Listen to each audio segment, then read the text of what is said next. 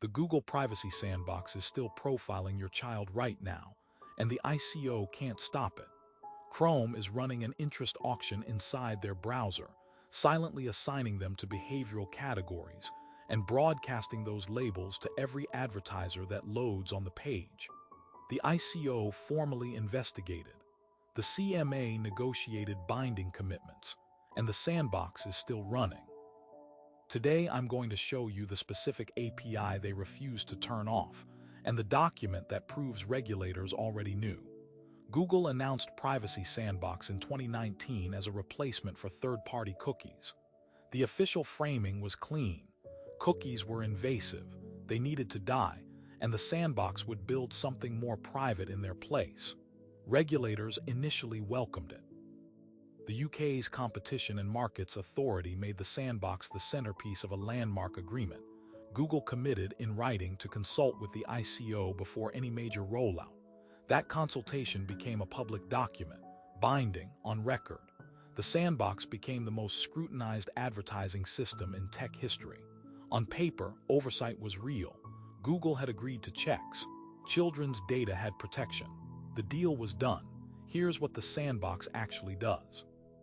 The system is built around an API called Topics. Topics monitors your child's browsing history locally, on device, and assigns them to one of around 400 interest categories, refreshed weekly automatically. Your kid visits a gaming site. Topics logs it. They land on a mental health forum. Topics logs it. They search for acne treatments or sports gear or weight loss content. All of it logged, all of it categorized. Then, when they load any participating website, Chrome hands 3 of their recent interest topics to every advertiser loading on that page. No visible consent prompt, no pop-up, no warning. It's a built-in browser function. Google describes this as private because the raw browsing history never leaves the device. What does leave the device is a precise behavioral fingerprint, refreshed every 7 days, handed to the entire advertising ecosystem on demand.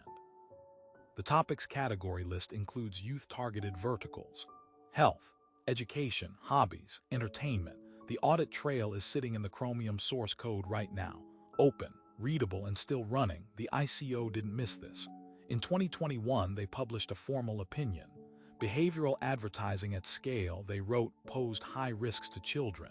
Topics specifically needed age verification before deployment. Google said controls were coming. The ICO requested documentation. Google provided it selectively on its own timeline. The CMA commitments ran through 2024, but the ICO's opinion carried no enforcement mechanism because Privacy Sandbox wasn't a data breach. It wasn't a leak or an unauthorized collection. It was a product feature, bundled inside the world's most used browser, governed by consent architecture Google itself designed. Regulators could object, they could write letters, they could demand explanations. What they couldn't do and still can't is turn it off. That required Chrome, and Chrome belongs to Google. Here's the part nobody fully reported. The reason the ICO can't stop it isn't political, it's structural. Topics runs inside Chrome's rendering engine, not as an extension, not as a cookie, not as a tracker you can detect or block. It's a first-party API, part of Chrome's core. When your child opens Chrome, Topics is active by default. You can opt out. The setting is buried 4 menus deep inside Chrome's Add Privacy controls, but opting out doesn't stop the profile from building.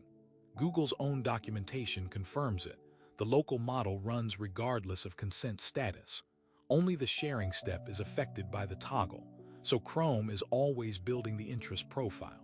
It's only sometimes sharing it. And here's the legal loophole that makes it untouchable. GDPR applies to personal data. Google argues Topics output isn't personal data because it doesn't attach a persistent identifier. Technically, it attaches an ephemeral one, rotated weekly. Technically, the categories are broad.